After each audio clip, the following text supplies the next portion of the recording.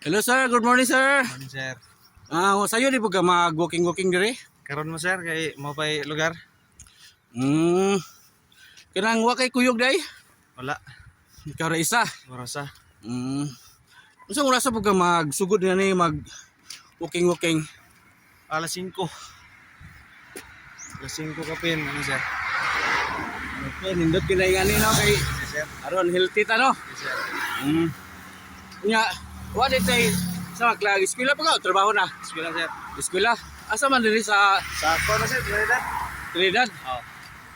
Shout out diabe sa tong mga classmate or sa Shout mga out sa mga classmate niya o sa kong pamilya, sir. Yeah, okay. Nagising nga na to, sir?